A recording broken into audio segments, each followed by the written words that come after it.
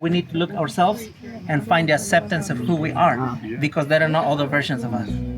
Morning, everyone. Woke up to an absolutely brilliant day. I was actually going to record this downstairs in the hotel, but I decided I'm going to do it here because this is the first time I've been able to see the mountains at this time of day. I don't know how well the camera picks them up through this glass, but they look beautiful from here. So the plan for today is the group is going to be hopping in a van and we're going to drive about an hour and a half out to Teotihuacan, the Aztec pyramids. I think they're Aztec.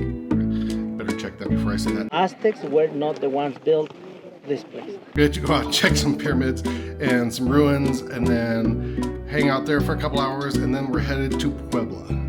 We gotta go. They're gonna pick us up here pretty soon, so I'll see you in a little bit. Okay, here we go. We're on the roll. Yes. Your water. My water. Oh God, I forget that huge bottle of water. You could kill someone with this thing.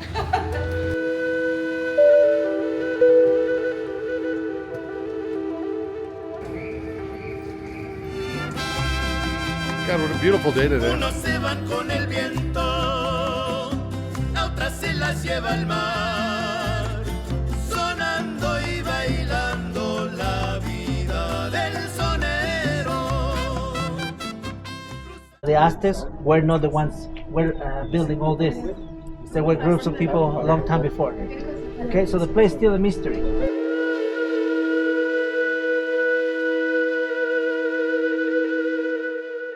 We have many theories, but the theories we're not shooting from. They are close to what the real happened of the real life of these people. It's hard to say, yeah, this is exactly how it happens in that. So we're not sure. But we can tell the architecture, the paintings and all of that. But then telling you the meaning of each of the paintings, it's hard as well. Because we don't know the real meaning of these things. Teotihuacan, it's been translated as the place where man becomes God, or place where men venerate to gods.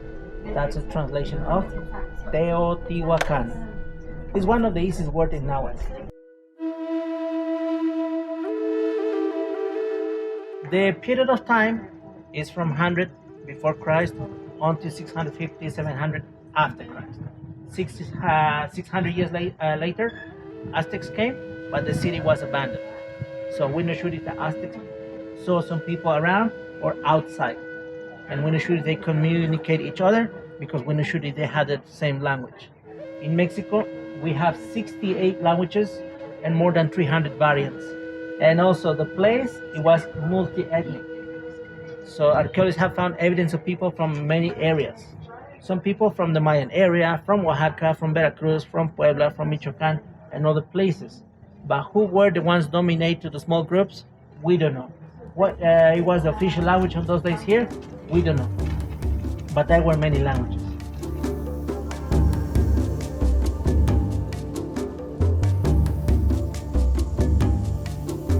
It's hard to say that people got here one day and then decided to build the city the next day.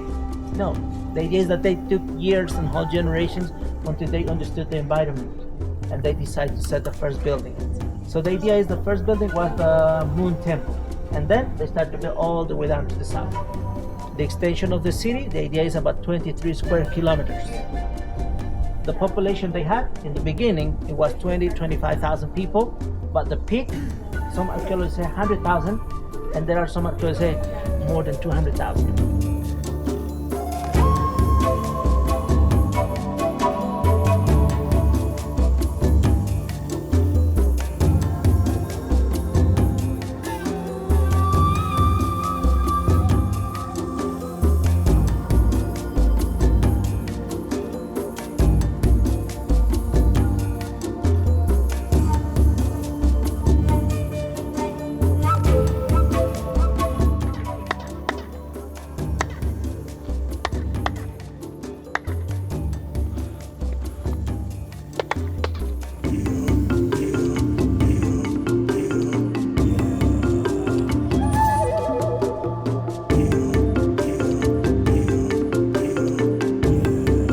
It doesn't matter the path you pick in your life, because you have light to do whatever you want.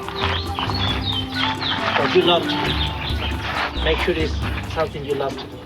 If not, try to find another direction. Because you have the light to do it. Okay? Just don't go hurting people on your path. Because that's how life is going to respond. Yeah. It's an advice of an old man.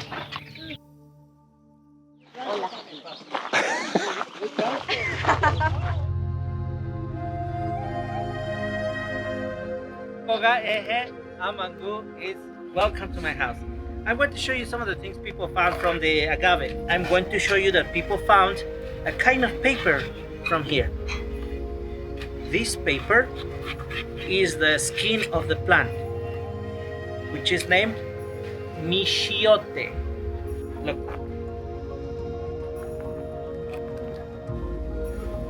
See? But we think people peel, as I'm doing it now, and then they mix with limestone and water. They smash it all and then they spread on the floor, and that's how they could get longer sheets and wider ones. We are using it nowadays in the kitchen to wrap it up meat. Every leaf of these plants, they have a sharp point to pierce the ears. Punishment, fishing, weapons. The thing I want to show you is a needle, because the plant is full of fibers. It was a needle with a thread together. I had to cut because there are a lot of fibers that is easy to. It's not that easy to pull all at once. So if I cut it, I can. Look. Needle and thread together, and people could make clothes, robes, bags for the harvest, sandals, hats, and many other things. So maybe they use also like for tattoos. But it was just by scarification. We don't know if they put a kind of ink. No stamping machine, no mold. All is hand carved. Of course, not like 2,000 years ago, but because we have the help of electricity. Down there we have the raw rocks, how they're coming directly from the mines. The same places people got 2,000 years ago, but now we get the chance to bring from other places because Mexico has a chain of volcanoes, so we can have many colors. In this case, we work with 5 of them. Maybe you know obsidian, but just black. And one more use of this, we think it was to watch the eclipse, because you can see the sun through. But only the black one, because the other colors, they have a lot of minerals, it's not easy to see through. Under the sun. But the color, yeah. Oh, yeah. That's not how that looks, actually. Wonder if this will pick it up. See the sun? I tell you, you can use like a polarized lens or something. Yeah. focus the sun. And it kind of Like shrinks. a sunglass, no, but like, yeah, like that. Rainbow one. Yeah, it's really cool. So How how they- long would it take for you to make some of that? This size, which is about 10 centimeters, 2 or 3 days, if we don't break it before. Because we had this other one. This is like the same height, but this is about 5 to 6 hours because we put straight lines on. The other one is more detailed. So these are some pieces. We have many others back there.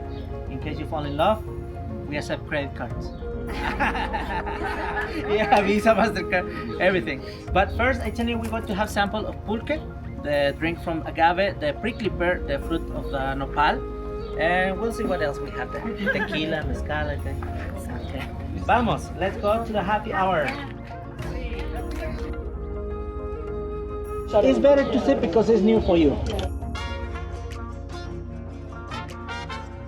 Arriba, Arriba. abajo, Abajo. al centro, Al centro. y para adentro. Y adentro. Cheers.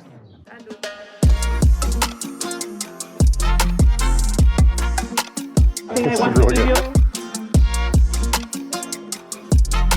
Prickly pear. It tastes like a green mulberry. Salud, cheers. Cheers. Okay, now get ready for tequila. Ah! Do you have memory? Oh yeah. Well, I don't have many memories. Just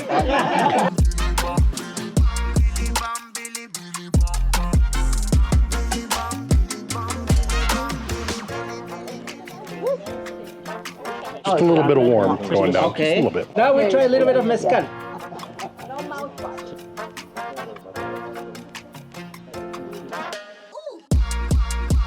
Estiro el brazo. Estiro el brazo. Encojo el codo. Encojo el codo.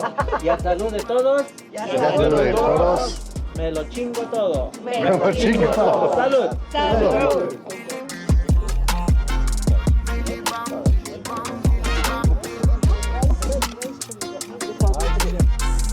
But Mexico. That is not what I was expecting. That was really good. I'm going to stop for a little lunch before we head to Puebla, so we're going to be on the van for about 3 hours.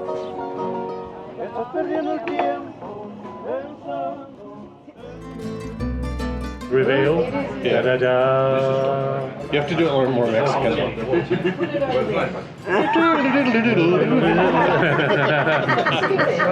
See, I would have made so much more money that year if I would have been selling this rather than the corn that was all messed up. That increases the smell. Okay. Yeah. Distinct to you? Yeah. You smell. Yes. It's just like chicken soup. Is it? Yeah. Maybe you should add. Yeah. Add some onions, Yeah, beautiful. some cilantro, a little bit of jalapenos. Did anybody want to try this? No, thank you. Because you're not going to order it, and you're kind of curious. No. Okay. Now, can I dip my tortilla in?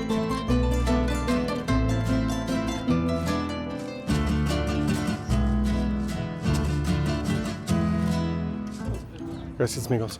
Hasta luego, amigo. Gracias.